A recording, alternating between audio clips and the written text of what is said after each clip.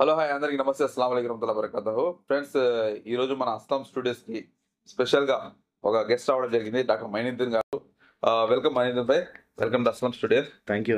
Friends మనం చూసుకుంటే కన్నా మైనుద్దీన్ గారి గురించి ఇప్పటికి 4 సార్లు డాక్టరేట్ తీసుకోవడం జరిగింది ఒక బ్లడ్ డోనర్ గా మోటివేటర్ గా అతను 4 సార్లు డాక్టరేట్ తీసుకోవడం నిజంగా మనం హర్షించదగ్గ విషయం అటువంటి గొప్ప వ్యక్తిని మనం ఈరోజు ఇంటర్వ్యూ చేయబోతున్నాం రాండి ఈ యొక్క మా ఛానల్లో కంటిన్యూగా చూడండి పూర్తి వీడియో చూస్తే కన్నా మీకు బ్లడ్ డొనేట్ చేయడం వల్ల కలిగే ఉపయోగాలు ఏంటి నెక్స్ట్ అదేవిధంగా అది ఎందుకని చాలా మంది చేయడం లేదనే విషయాలు మీరు తెలుసుకుంటారు కాబట్టి పూర్తి వీడియో చేయండి విషయం ఏంటంటే కన్నా ఫస్ట్ మనము మీ గురించి తెలుసుకుందాం మీరు ఎక్కడి నుంచి వచ్చారు నెక్స్ట్ మీరు ఏం చదువుకున్నారు దాని గురించి కొంచెం తెలియజేయండి మీ స్వస్థలం ఏంటి మా స్వస్థలం రాయచోటి అన్న, అన్నమయ్య జిల్లా. ఓకే మీరు ఏం చదువుకున్నారు నేను డిగ్రీ ఎంబీఏ గ్రాడ్యుయేట్ అన్న. సూపర్ వెరీ గుడ్ మీ ఫ్యామిలీ ఎంతమంది ఉంటారు ఫ్యామిలీలో మా ఫ్యామిలీ మదర్ హౌస్ వైఫ్. మా ఫాదర్ బిజినెస్ చేస్తారు. మా తమ్ముడు, మా చెల్లెలు, నేను ఇంట్లో పెద్దవాడిని. ఓకే ఫస్ట్ టైం మీరు గల్ఫ్ దేశం అయిన కువైట్కి రావడం జరిగింది అది కూడా ఒక మహత్తర కార్యక్రమం ఏది బ్లడ్ క్యాంప్ ఉందో దానికి ఒక స్పెషల్ గెస్ట్ గా మీరు రావడం జరిగింది మీకు ఏ విధంగా అనిపిస్తుంది మీరు ఏ విధంగా ఫీల్ అవుతున్నారు నేను చాలా ప్రౌడ్గా ఫీల్ అవుతున్నాను అన్న. నేను ఫస్ట్ టైం ఇండియా దాటి ఒక ఇంటర్నేషనల్ వైడ్లో నేను first of all blood donation క్యాంప్కి రావడం చాలా గర్వంగా నేను ఫీల్ అవుతున్నాను. వెరీ గుడ్ ఇప్పుడు మీరు ఎన్నిసార్లు బ్లడ్ ఇచ్చారు నేను అప్రాక్సిమేట్లీ 50 టైమ్స్ ఇచ్చానన్న. ఓకే కౌంట్ అనేది లేదు, అయితే అప్రాక్సిమేట్లీ 50 టైమ్స్ ఇచ్చాను. మీకు డాక్టరేట్ కూడా వచ్చిందని నేను అవునన్నా. ఎన్ని డాక్టర్స్ వచ్చాయి మీకు 4 హారనీ డాక్టరేట్స్ వచ్చినాయండి.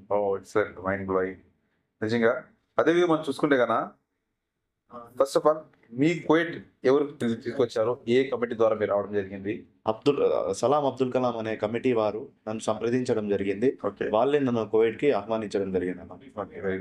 అసలు మీరు ఇంత తక్కువ వయసులో బ్లడ్ క్యాంప్ నిర్వహించాలా నేను కూడా ఒక బ్లడ్ డోనర్ గా ముందుకు రావాలనే ఒక ఆలోచన ఎందుకు వచ్చేది యాక్చువల్లీ ఏంటంటే నాకు చిన్నప్పటి నుంచి కూడా వేరే వాళ్ళకి హెల్ప్ చేయడం, ఎవరన్నా ఆపదలో ఉంటే నా మనసు చలించిపోతుంది. కావున నేను ఒకసారి ఇంటర్మీడియట్ చదివేటప్పుడు నాకే మా రిలేటివ్స్లో బ్లడ్ అత్యవసర పరిస్థితిలో అవసరమైంది. అప్పుడు నాకు ఒక 4 hours నేను తిరిగాను బ్లడ్ కోసము. అప్పుడు బ్లడ్ దొరకలేదు.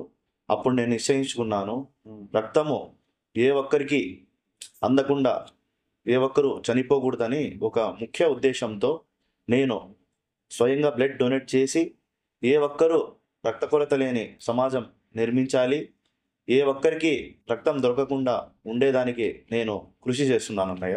వెరీ గుడ్ నిజంగా హర్షించదగ్గ విషయం ఎందుకంటే ఇంత తక్కువ వయసులోనే ఒక మహత్తర కార్యక్రమాన్ని మీరు శ్రీకారం చుట్టడం జరిగింది అదేవిధంగా ఎన్నో ప్రాణాలు కాపాడడానికి మీరు ఈ విధంగా కృషి చేస్తున్నారు నిజంగా అప్రిషియేట్.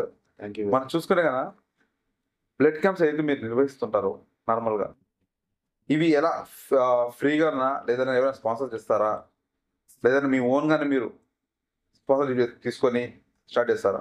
అలా ఏం లేదన్న.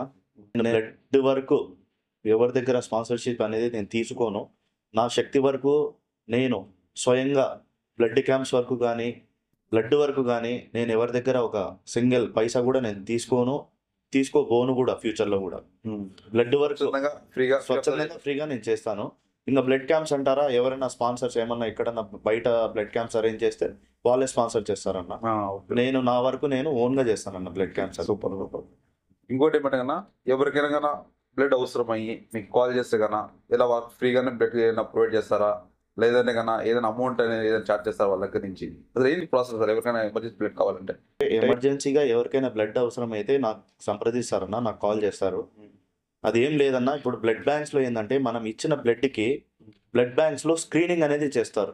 స్క్రీనింగ్ అంటే ఏంటంటే ఇప్పుడు మేము బ్లడ్ డొనేట్ చేస్తాము, మాలో ఏమన్నా హెల్త్ ఇష్యూస్ ఏమన్నా ఉంటాయని దాన్ని స్క్రీనింగ్ చేస్తారన్న.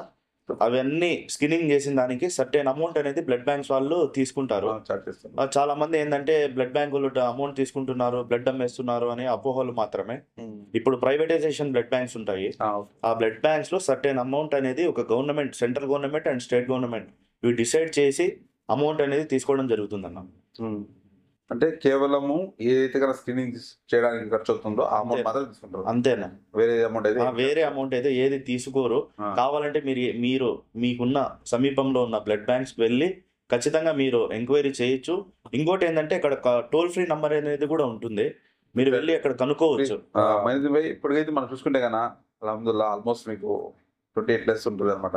ఎప్పుడు మ్యారేజ్ చేసుకోబోతున్నారు? నా మ్యాచెస్ చూస్తున్నా అన్న. ఓకే. మాకు తగ్గట్టు ఇంట్లో కూడా వాళ్ళకి నచ్చాలి కదా, దాని తగ్గట్టు మేము ప్లాన్ చేస్తున్నాం అన్న. దగ్గరలోనే ఉంది నా అరేంజా లవ్? అరేంజ్లే అన్న. Love love marriage. ఏదో వన్స్ అపాన్ ఏ టైం ఉన్నింది. ఓకే. లవ్ వన్ సైడ్ 2 సైడే ఓకే. బ్రేకప్ అయింది అన్న.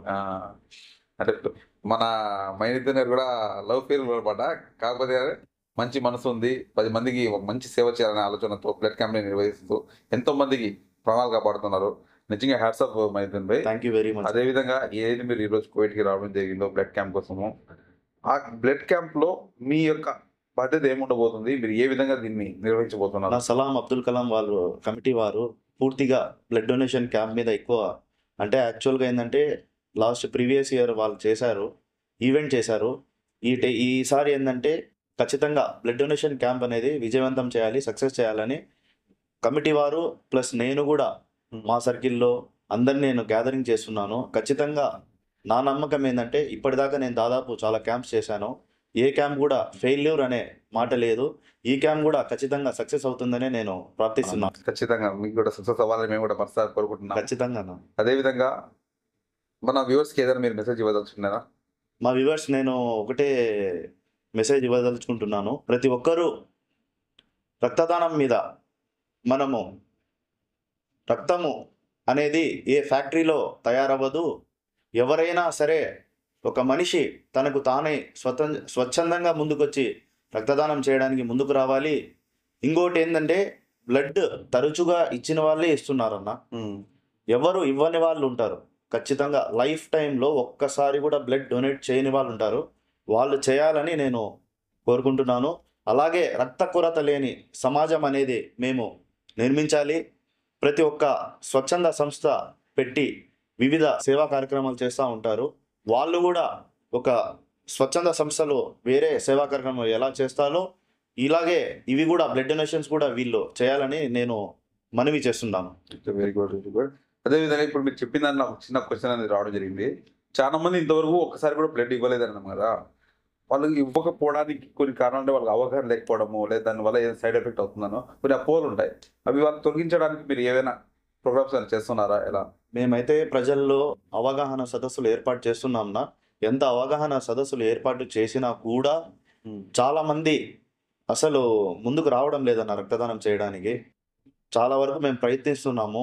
ప్రజల్లో మెయిన్ ఏంటంటే రక్తదానం చేయడం వల్ల ఏదో అయిపోతుంది, మన ప్రాణాలకు ఏమైనా ముప్పు ఉంటుంది అనే ఒక ఫీలింగ్ ఉంది. అస్సలు ఏమి కాదు. నేనే స్వయంగా ఒక 50 టైమ్స్ బ్లడ్ డొనేట్ చేశాను. ఎంత యాక్టివ్గా ఉన్నానో చూడండి. నేనే ఎగ్జాంపుల్. ఏమీ కాదండి. ఇంకా డాక్టర్ సంపత్ కుమార్ అని ఉన్నారు హైదరాబాద్లో, ఆయన కూడా 300 అండ్ అబోవ్ టైమ్స్ ఆయన బ్లడ్ డొనేట్ చేశారు. ఆయన 300 టైమ్స్ అంటే లైఫ్ టైంలో ఎలా ఇచ్చారంటే ఎవ్రీ 15 డేస్కి ప్లేట్లెట్స్ అనేవి ఇస్తారు. దానివల్ల ఆయన కౌంట్ ఒక 300 టైమ్స్ అయింది. ఆయన కూడా చాలా యాక్టివ్గా ఉంటాడు. ఆయన బిజీ లైఫ్లో ఉన్నా కూడా ఎప్పుడైనా బ్లడ్ అవసరమైనప్పుడు పోయి బ్లడ్ డొనేట్ చేస్తూ ఉంటారు. కాబట్టి ఏమీ కాదండి, ఇవి అపోహలు మాత్రమే.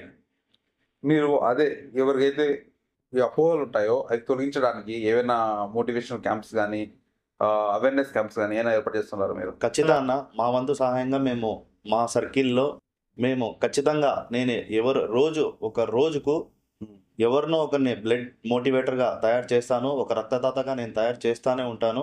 నా చివరి శ్వాస వరకు కూడా నేను ఈ రక్తదాన శిబిరాలు కానీ ఈ రక్తదాన ఉద్యమంలో నేను ఖచ్చితంగా పాల్గొంటాను, చేస్తాను.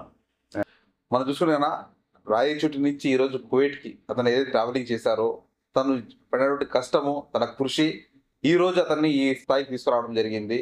ఈరోజు ఒక స్పెషల్ గెస్ట్గా ఏదైతే సలాం అబ్దుల్ కలాం ఈవెంట్ నిర్వహించబోతున్నారు కువైట్లో అక్టోబర్ 11వ తేదీ, అందులో ముఖ్యమైన భాగమైనటువంటి బ్లడ్ క్యాంప్ని అక్టోబర్ 4వ తేదీ నిర్వహించబోతున్నారు.